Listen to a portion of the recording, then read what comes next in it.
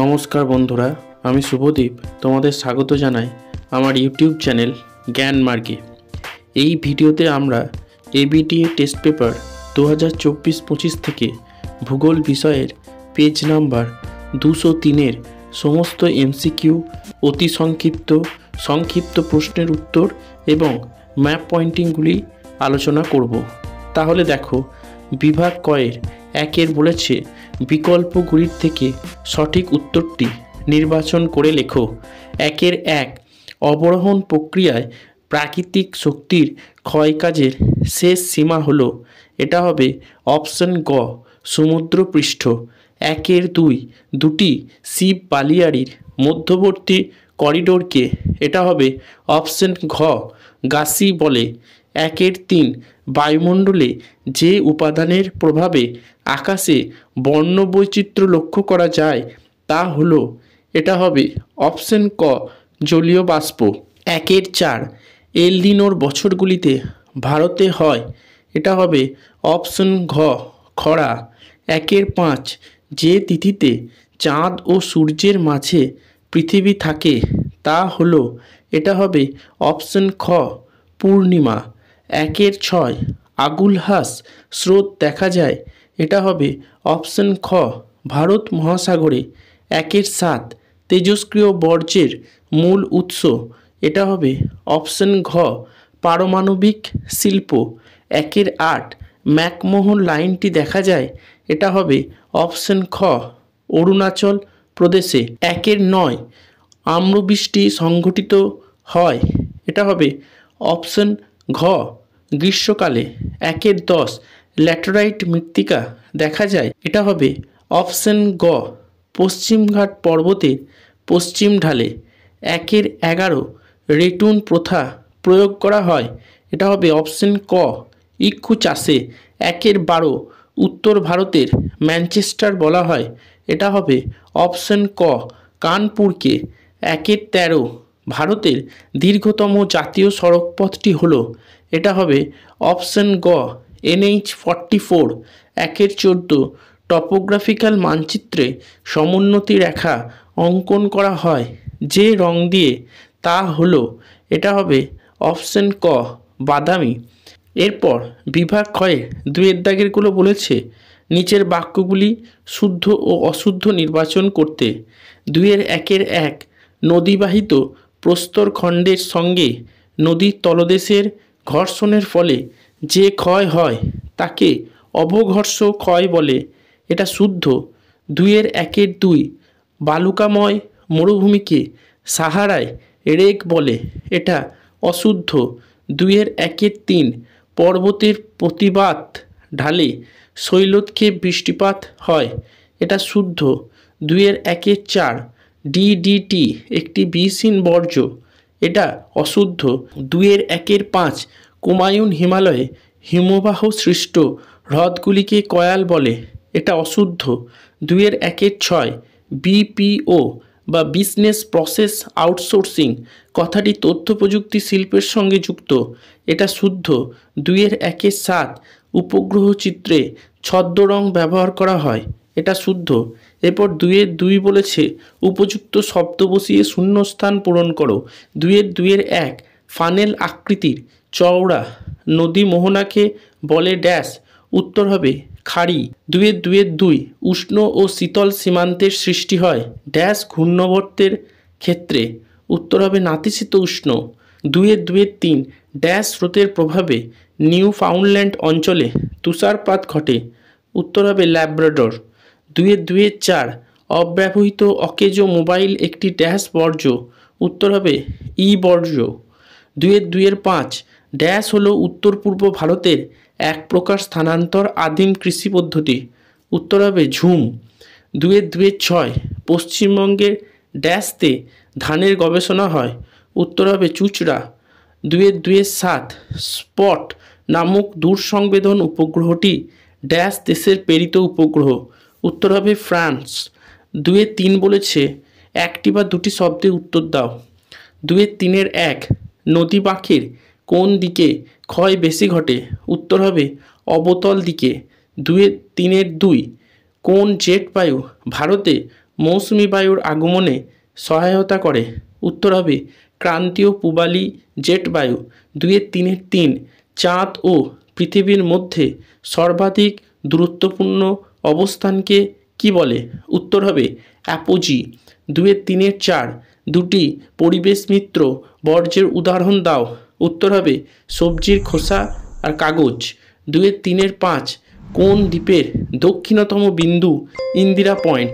উত্তর হবে নিকোবর। 2-6 ভাকরা নাঙ্গাল নদী পরিকল্পনা কোন নদীতে গড়ে উঠেছে? উত্তর হবে শতদ্রু। 2-7 ভারতের সর্বাধুনিক বন্দরের নাম কি? উত্তর হবে নবসেবা বন্দর বা জওহরলাল নেহেরু বন্দর। এরপর 2-8 উপগ্রহ চিত্রের ক্ষুদ্রতম একক কি?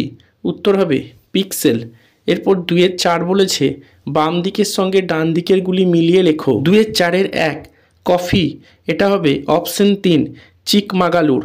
2-4 আধি, এটা হবে অপশন 4 রাজস্থান। 2-4 কোলেরু হ্রদ, এটা হবে অপশন 1 অন্ধ্রপ্রদেশ। 2-4 ডেকান ট্রাফ, এটা হবে অপশন 2 কৃষ্ণ মৃত্তিকা। এরপর বিভাগ গয়ের 3 দাগেরগুলো বলেছে নিচের প্রশ্নগুলির সংক্ষিপ্ত উত্তর দাও। 3-1 বলেছে বাজাদা কি? উত্তর হবে মরু অঞ্চলে পেডিমেন্টের উপর দিয়ে প্রবাহিত জলধারার সঙ্গে আসা নুড়ি কাঁকড় বালি পলি প্রভৃতি ঢালের নিম্নাংশে সঞ্চিত হয়ে ত্রিকোণাকার পলল ব্যাজনী গঠন সৃষ্টি করে। এই ধরনের অনেকগুলি পলল ব্যাজনী পরস্পর যুক্ত হয়ে যে বড় আকৃতির পলল ভূমি গঠন করে তাকে বাজাদা বলে। এরপর 3-1 অথবাটা বলেছে অ্যালবেডো কাকে বলে? উত্তর হবে সূর্য থেকে আগত তাপের প্রায় 34% বায়ুমণ্ডলে অবস্থিত মেঘ ধূলিকণা ভূপৃষ্ঠ প্রভৃতি দ্বারা প্রতিফলিত হয়ে মহাশূন্যে ফিরে যায়, যা পৃথিবীর বায়ুমণ্ডলকে উত্তপ্ত করতে কোনো রকম ভূমিকা গ্রহণ করে না, তাকে পৃথিবীর অ্যালবেডো বলে। এরপর 3-2 বলেছে ডোলড্রাম বলতে কি বোঝো? উত্তর হবে নিরক্ষীয় অঞ্চল বরাবর, অর্থাৎ 0 ডিগ্রি থেকে উভয় গোলার্ধে 5 ডিগ্রি অক্ষাংশ পর্যন্ত উত্তর পূর্ব ও দক্ষিণ পূর্ব আয়নবায়ু মিলিত হয়ে উপরে ওঠে, অর্থাৎ বায়ুর উল্লম্ব স্রোতের সৃষ্টি হয়। তাই এই অঞ্চল বরাবর বায়ুর কোনো সমান্তরাল বা অনুভূমিক প্রবাহ পরিলক্ষিত হয় না। এই কারণে এখানে বায়ুমণ্ডলে সবসময় শান্ত ভাব বিরাজ করে, তাই নিরক্ষীয় অঞ্চলকে শান্তমণ্ডল বা ডোলড্রাম বলে। এরপর 3-2 অথবাটা বলেছে সংযোগ অবস্থান বলতে কি বোঝো? উত্তর হবে অমাবস্যা তিথিতে চাঁদ পৃথিবী ও সূর্য এক সরলরেখায় থাকে এবং পৃথিবীর এক পাশে চাঁদ ও সূর্য অবস্থান করে।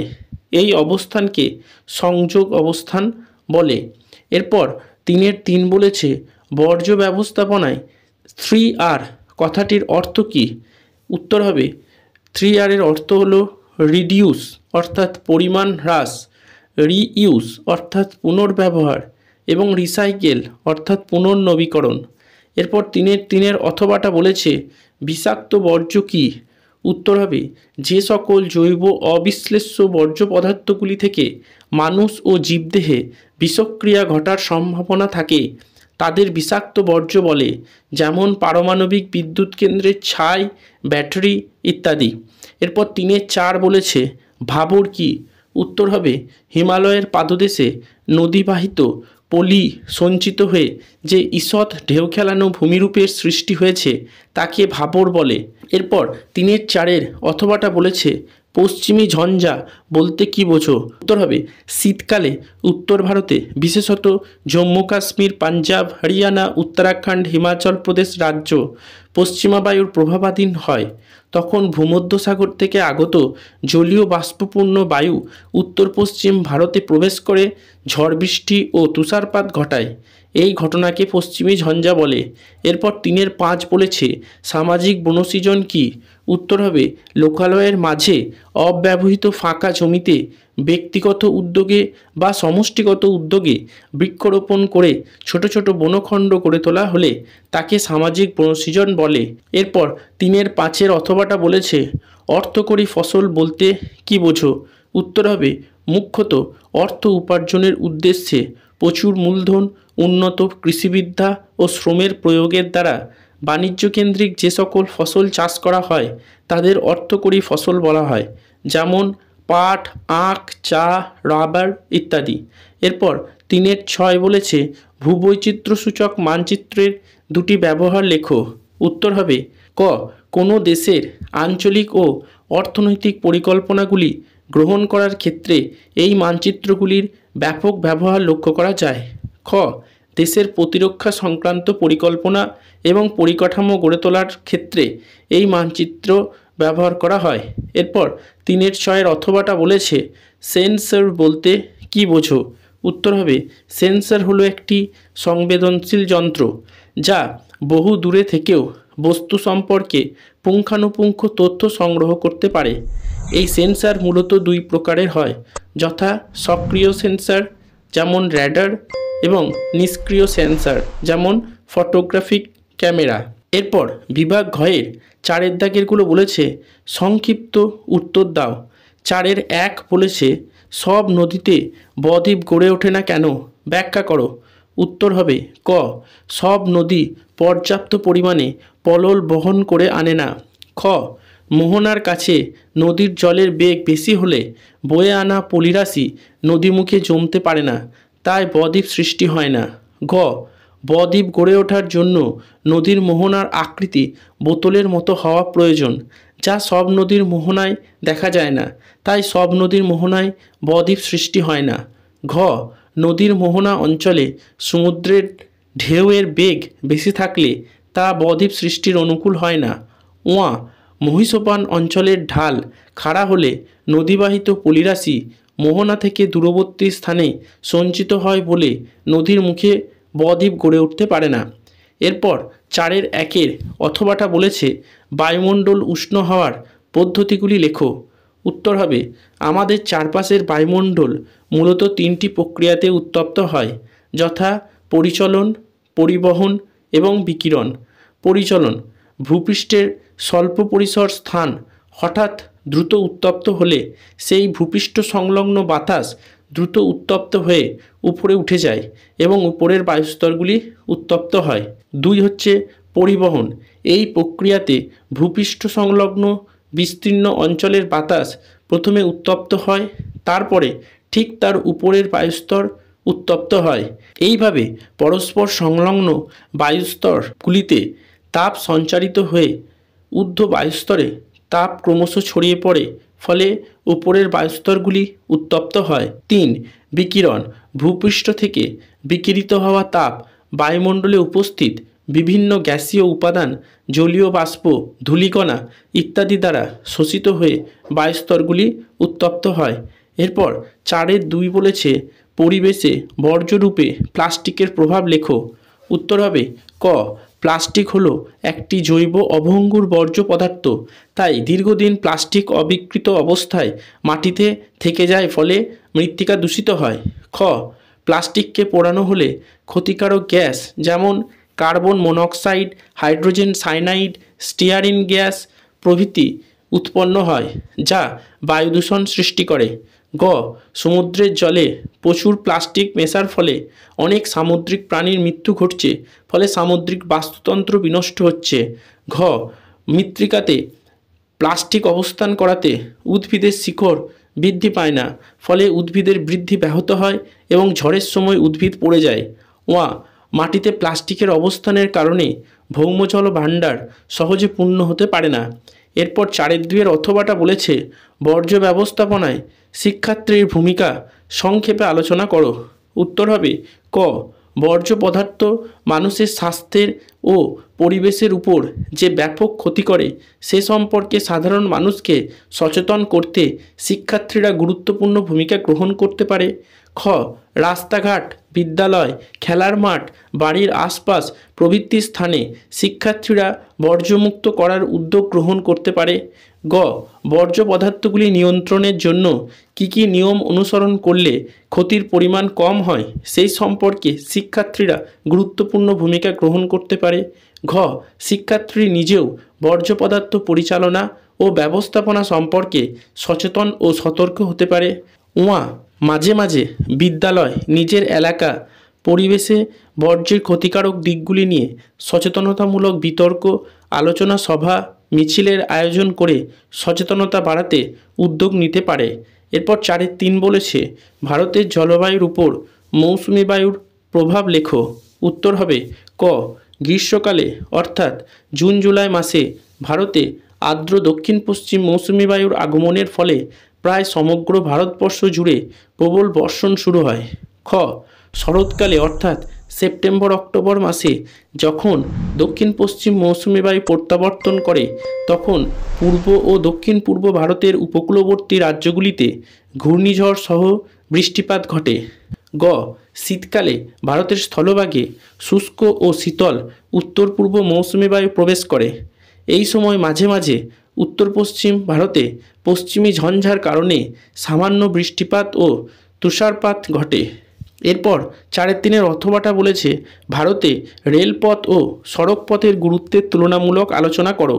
উত্তর হবে ক, রেলপথ পরিবহনের খরচ তুলনামূলকভাবে কম, কিন্তু সড়কপথ পরিবহনের খরচ তুলনামূলক বেশি হয়। খ, রেল পরিবহনের মাধ্যমে দুর্গমতম এলাকাগুলিতে পণ্য ও যাত্রী পরিবহন করা যায় না। অন্যদিকে সড়ক পরিবহনের মাধ্যমে দুর্গম এলাকাগুলিতে পণ্য ও যাত্রী পরিবহন করা সম্ভব হয়। গ, রেলপথ নির্মাণ ও রক্ষণাবেক্ষণের খরচ বেশি তুলনায় সড়কপথ নির্মাণ ও রক্ষণাবেক্ষণের খরচ কম। ঘ, পচনশীল দ্রব্য সামগ্রী পরিবহনে রেলপথ অপেক্ষা সড়ক পরিবহন ব্যবস্থা বেশি কার্যকরী। উমা, বিদ্যুৎ চালিত রেল পরিবহনের ফলে সড়ক পরিবহন অপেক্ষা দূষণ অনেক কম হয়। এরপর 4.4 বলেছে দূর সংবেদন ব্যবস্থার গুরুত্ব আলোচনা করো। উত্তর হবে ক, পৃথিবীর বিস্তীর্ণ অঞ্চলের তথ্য এই ব্যবস্থার দ্বারা অতি অল্প সময়ে একেবারে সংগ্রহ করা সম্ভব। খ, ভূপৃষ্ঠের দুর্গম এলাকার বিভিন্ন বিষয়ের প্রয়োজনীয় তথ্য এই ব্যবস্থার সাহায্যে সহজেই পাওয়া যায়। গ, এই ব্যবস্থা দ্বারা কোনো অঞ্চলের স্বল্প সময়ের ব্যবধানে তথ্য সংগ্রহ করা হয় বলে অঞ্চলের আঞ্চলিক পরিবর্তন সহজেই লক্ষ্য করা যায়। ঘ, পৃথিবীর দুর্গমতম অঞ্চলের প্রাকৃতিক সম্পদ বা প্রাকৃতিক প্রক্রিয়াগুলো অধ্যয়ন করা সম্ভব, যেখানে এইসব তথ্য পাওয়া সহজসাধ্য নয়। উমা, এই ব্যবস্থার দ্বারা বিভিন্ন বিষয়ে তথ্য সংগ্রহের সময় এবং অর্থের সাশ্রয় হয়। চ, বর্তমানে আবহাওয়ার বিভিন্ন তথ্য খুব সহজেই লাভ করা যায় এই ব্যবস্থাতে, যার ফলে বায়ুমণ্ডলীয় গোলযোগগুলি থেকে সৃষ্ট জীবন ও সম্পত্তিহানি হ্রাস ঘটানো সম্ভব হয়েছে। এরপর 4.4 অথবাটা বলেছে সান সিনক্রোনাস উপগ্রহ ও জিওস্টেশনারি উপগ্রহের মধ্যে পার্থক্য লেখো। উত্তর হবে ক, সান সিনক্রোনাস উপগ্রহগুলো পৃথিবীর উত্তর থেকে দক্ষিণ মেরু বরাবর পৃথিবীর চারিদিকে আবর্তন করে।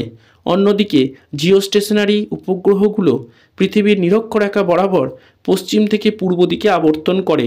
খ, সান সিনক্রোনাস উপগ্রহগুলোর উচ্চতা ভূপৃষ্ঠ থেকে প্রায় 600 থেকে 700 কিলোমিটারের মধ্যে থাকে। অন্যদিকে জিওস্টেশনারি উপগ্রহগুলোর উচ্চতা ভূপৃষ্ঠ থেকে প্রায় 36,000 কিলোমিটারের মধ্যে থাকে। গ, সান সিনক্রোনাস উপগ্রহগুলো পৃথিবীর 2 মেরু বরাবর আবর্তন করে বলে এদের নেয়ার পোলার স্যাটেলাইট বলে। অন্যদিকে জিওস্টেশনারি উপগ্রহগুলো পৃথিবীর নিরক্ষীয় তল বরাবর আবর্তন করে বলে এদের ইকুইটোরিয়াল অরবিটাল স্যাটেলাইট বলে। ঘ, সান সিনক্রোনাস উপগ্রহগুলো পৃথিবীর বিভিন্ন ধরনের সম্পদ সমীক্ষার কাজে ব্যবহার করা হয়, যেমন IRS। অন্যদিকে জিওস্টেশনারি উপগ্রহগুলো যোগাযোগ ব্যবস্থার ক্ষেত্রে গুরুত্বপূর্ণ ভূমিকা পালন করে, যেমন ইনস্যাট। এরপর বিভাগ 6 দেখো ম্যাপ পয়েন্টিংগুলি করতে দিয়েছে। 6.1 বলেছে নীলগিরি পর্বত। এটা দেখো দক্ষিণ ভারতে যে গাঢ় বাদামি রঙের রেখাটি দেখানো হয়েছে সেটা হলো নীলগিরি পর্বত। এরপর 6.2 বলেছে তাপ্তি নদী। এটা দেখো পশ্চিম ভারতে যে সরু রেখাটি দেখানো হয়েছে যেটা মধ্য ভারত থেকে এসেছে সেটা হলো তাপ্তি নদী। এরপর দেখো 6.3 বলেছে লোকটাক হ্রদ। এটা দেখো পূর্ব ভারতের মণিপুর রাজ্যে লোকটাক হ্রদকে দেখানো হয়েছে জলের চিহ্ন দিয়ে। 6.4 একটি বৃষ্টিচ্ছায় অঞ্চল। এটা দেখো শিলংকে দেখানো হয়েছে বিন্দু দিয়ে। এরপর 6.6 বলেছে ভারতের বৃহত্তম ম্যানগ্রোভ অরণ্য। এটা দেখো পশ্চিমবঙ্গের নিচের দক্ষিণ দিকে সুন্দরবন অরণ্যকে দেখানো হয়েছে। 6-7 একটি কফি উৎপাদক অঞ্চল। এটা দেখো দক্ষিণ ভারতের যে সবুজ রঙের প্যাচটি দেখানো হয়েছে এটা হলো ভারতের কফি উৎপাদক অঞ্চল। 6-8 পূর্ব ভারতের একটি পেট্রো রসায়ন শিল্প কেন্দ্র। এটা দেখো হলদিয়াকে দেখানো হয়েছে কমলা বিন্দু দিয়ে। 6-9 ভারতের হাইটেক বন্দর। এটা দেখো মহারাষ্ট্রের নবসেবা বন্দরকে দেখানো হয়েছে জাহাজের চিহ্ন দিয়ে। আর 6-10 দিল্লি। এটা দেখো মধ্য ভারতে একটি চৌকো লাল বক্স করে দেখানো হয়েছে দিল্লিকে। এই ভিডিওটা দেখে উপকৃত হলে একটি লাইক করবে, কমেন্ট করবে এবং বন্ধুদের সাথে ভিডিওটা শেয়ার করবে। আর চ্যানেলটিতে নতুন ভিজিট করলে অবশ্যই সাবস্ক্রাইব করে নেবে এবং বেল আইকনটি প্রেস করে দেবে যাতে পরবর্তী ভিডিও নোটিফিকেশন তোমরা পেতে পারো। ভিডিওটা সম্পূর্ণ দেখার জন্য ধন্যবাদ। নমস্কার।